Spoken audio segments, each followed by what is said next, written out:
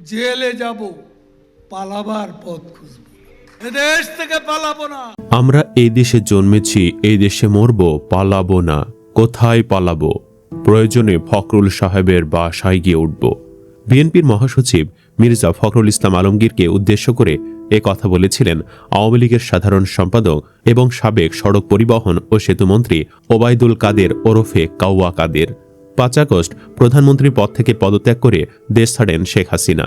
এরপর ভারতে পালিয়ে যান সারাদিন কাওয়ার মতো আবল তাবল মিথ্যার ফুলছড়ি ছুটানো কাদেরও। বর্তমান সেখানে সংকটাপন্ন অসুস্থ ওবায়দুল কাদেরের জীবন। সাধারণ মানুষের অসুস্থতায় দেশবাসী দোয়া করেন, যা আমরা ওসমান হাদি কিংবা খালেদা জিয়ার বেলায় দেখেছি। কিন্তু কাদেরের অসুস্থতার খবরে আনন্দে আর উচ্ছ্বাসে ভাসছে দেশবাসী। অনেকেই অধীর আগ্রহে অপেক্ষা করছেন কাদেরের মৃত্যুর খবর শোনার জন্য। কেউ কেউ অগ্রিম মিষ্টির বায়না দিয়েছেন। এটাকে মনে হয় বলে পাপের শাস্তি, যা দুনিয়াতেই পাচ্ছে কাদের। মানে সব মিলে কার্যক্রম নিষিদ্ধ আওয়ামী লীগের সাধারণ সম্পাদক ওবায়দুল কাদেরের অবস্থা সংকটাপন্ন। কলকাতার অ্যাপোলো হাসপাতালে ভেন্টিলেশনে তাকে রাখা হয়েছিল। গত শুক্রবার হঠাৎ তার শারীরিক অবস্থার অবনতি হলে প্রায় সংজ্ঞাহীন অবস্থায় হাসপাতালে নিয়ে যাওয়া হয়। হাসপাতাল কর্তৃপক্ষ জানায়, এই সংকটাপন্ন অবস্থায় নিরাপত্তার কথা চিন্তা করে পরিবারের সিদ্ধান্তে তাকে কলকাতার ভাড়া বাড়িতে ফিরে নেওয়া হয়েছে। বাড়িতে চিকিৎসক ও লাইফ সাপোর্ট সহ মেডিকেল ফ্যাসিলিটির মাধ্যমে তাকে রাখা হবে। সর্বশেষ খবর হচ্ছে, হাসপাতাল থেকে চিকিৎসা নিয়ে কলকাতার গোপন স্থানে ফিরে গেছেন কাওয়া কাদের। বিভিন্ন ধরনের শারীরিক অসুস্থতার কারণে বেশ কিছুদিন ধরে শয্যাশায়ী ছিলেন তিনি। কলকাতার রাজারহাট নিউ টাউনের কাছে গোপন বাড়িতে চলছিল তার চিকিৎসা।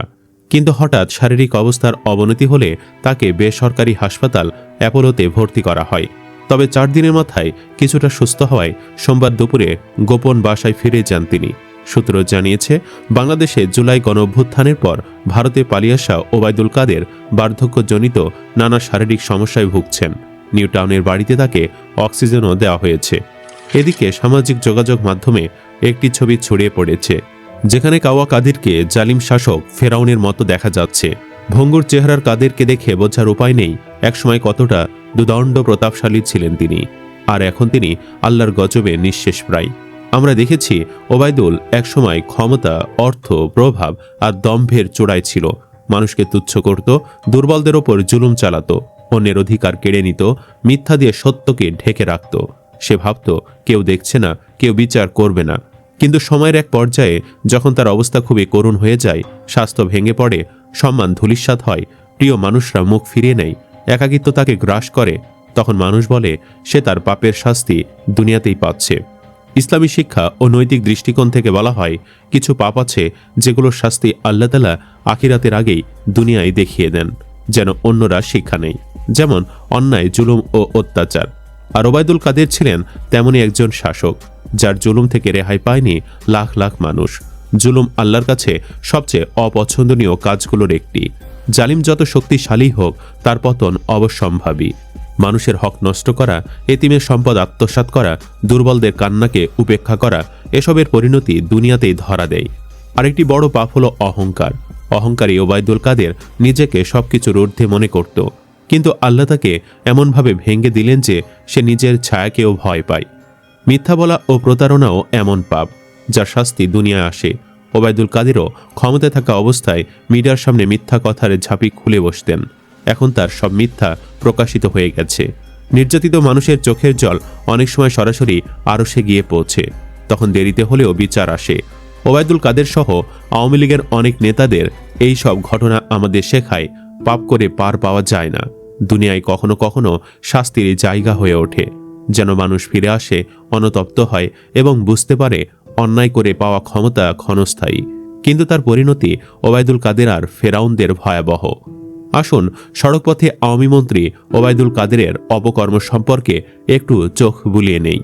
ছাত্র জনতার অভ্যুত্থানে ক্ষমতাচ্যুত শেখ হাসিনা সরকারের শাসনামলে সড়ক মহাসড়কের ব্যাপক উন্নয়ন দাবি করা হলেও ট্রান্সপারেন্সি ইন্টারন্যাশনাল বাংলাদেশের গবেষণা অনুযায়ী এখাতে 29,230 থেকে 50,835 কোটি টাকা দুর্নীতি হয়েছে, যার নেতৃত্বে ছিল কাওয়া কাদের। আওয়ামী লীগের 15 বছরের শাসনামলে 12 বছরই সড়ক পরিবহন ও সেতুমন্ত্রী হিসেবে সড়ক ও জনপথ অধিদপ্তরের দায়িত্বে ছিলেন ওবায়দুল কাদের। দুর্নীতি অনিয়মের বিরুদ্ধে নিয়মিত বচন দিলেও তার সময় ঠিকাদারি কাজ ও বিল পেতে ঘুষ, কমিশন, বাণিজ্য হয়েছে। নেতা, ঠিকাদার ও কর্মকর্তাদের আতাতে প্রকল্প ব্যয়ের 10 থেকে 20% গেছে। লাইসেন্স ভাড়া, কার্যাদেশ, কেনাবেচা, স্থানীয় পর্যায়ে চাঁদাবাজিতে আরও 2 থেকে 6% টাকার অনিয়ম হয়েছে। প্রকল্প ব্যয়ের 23 থেকে 40% দুর্নীতি হয়েছে বলে প্রতিবেদনে এসেছে। প্রতিবেদনে 2009-10 থেকে 2023-24 অর্থ বছরে সড়ক ও জনপথ অধিদপ্তরের বাস্তবায়ন প্রকল্পের ব্যয় বিশ্লেষণ করা হয়েছে। 2017-18 থেকে 2021-22 অর্থ বছরে সম্পূর্ণ 25টি প্রকল্প পর্যবেক্ষণ করা হয়েছে। গত 15 অর্থ বছরে সহজে বরাদ্দ ছিল 1,69,449 কোটি টাকা। এর মধ্যে 1,27,087 কোটি টাকা ব্যয় হয়েছে নির্মাণ কাজে। 15টি ঠিকাদারি প্রতিষ্ঠান মোট ব্যয়ের 72% কাজ পেয়েছে। সহজের প্রকল্পে দুর্নীতির অভিযোগ বিষয়ে যোগাযোগ বিশেষজ্ঞ এবং বাংলাদেশ প্রকৌশল বিশ্ববিদ্যালয়ের অধ্যাপক ডক্টর হাদিউজ্জামান সমকালকে বলেছেন, সড়কে ঠিকাদারি পেতে ঘুষ, ইপি হলেও দরপত্রে দুর্নীতি, কমিশন হাতানোর উদ্দেশ্যে প্রকল্পের বিষয় কারো অজানা নয়। আবার দরপত্রে ম্যাট্রিক্স পদ্ধতির কারণে কিছু ঠিকাদারি প্রতিষ্ঠানে অধিকাংশ কাজ পায়। এতে কার্যাদেশ কেনাবেচা হয়। এরপর ঠিকাদারকে 15 থেকে 20% মুনাফা করতে হয়। এ কারণে নির্মাণ কাজ নিম্নমানের এবং প্রকল্প ব্যয় অন্যান্য দেশের তুলনায় অস্বাভাবিক বেড়ে যায়। গবেষণায় বিশ্বব্যাংকের বরাতে বলা হয়েছে, সড়ক নির্মাণ অন্যতম দুর্নীতিগ্রস্ত শিল্প। বাংলাদেশে 4 লেনের মহাসড়ক নির্মাণ ব্যয় 21 থেকে 100 কোটি টাকা, যা প্রতিবেশী ভারতের 9 গুণ এবং ইউরোপের দ্বিগুণ। প্রকল্প প্রণয়নের সময় উদ্দেশ্যমূলক ব্যয় 25 থেকে 30% বেশি ধরা হয়। 7টি নতুন সড়ক, 5টি সড়ক উন্নয়ন, 3টি নতুন সেতু নির্মাণ, 3টি সেতু উন্নয়ন, 1টি ওভারপাস এবং 6টি সড়ক যথাযথ মানে উন্নীতকরণ প্রকল্প পর্যবেক্ষণ করা হয়েছে। গবেষক জুলকার নাইন বলেন, একটি প্রকল্পে 74 লাখ টাকা বরাদ্দ ছিল বৃক্ষরোপণে, কিন্তু সরের জমিন একটি গাছও পাওয়া যায়নি। সরকারি ক্রয় আইন 2006 এবং সরকারি বিধিমালা 2008 অনুযায়ী দরপত্রের মাধ্যমে ঠিকাদারদের কার্যাদেশ দেওয়া হয়। জালিয়াতির কারণে 44টি প্রতিষ্ঠানকে গত জুলাই পর্যন্ত কালো তালিকাভুক্ত করে সওজ। গবেষণায় বলা হয়, কয়েকজন ঠিকাদার কালো তালিকাভুক্ত হলেও দুর্নীতির সঙ্গে সম্পৃক্ত কর্মকর্তাদের বিরুদ্ধে ব্যবস্থা নেওয়ার দৃষ্টান্ত নেই। কতিপয় ঠিকাদারের রাজনৈতিক প্রভাব ও উচ্চ পর্যায়ে যোগসাজশের কারণে সহজ কর্মকর্তারা ঠিকাদারদের দুর্নীতির বিরুদ্ধে ব্যবস্থা নিতে পারেন না।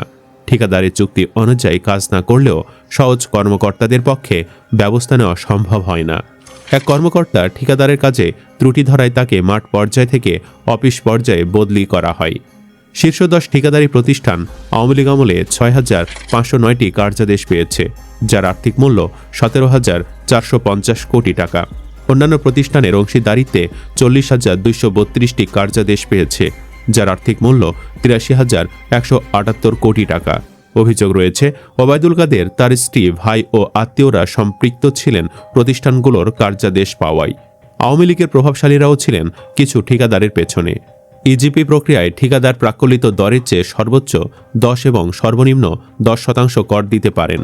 সহজ সূত্র জানিয়েছে, কর্মকর্তা ঘুষের বিনিময়ে প্রাক্কলিত ব্যয় জানিয়ে দেওয়ায় দরপত্র জমা দেওয়া ঠিকাদারদের মধ্যে সর্বনিম্ন দর প্রায় ক্ষেত্রেই সমান হয়।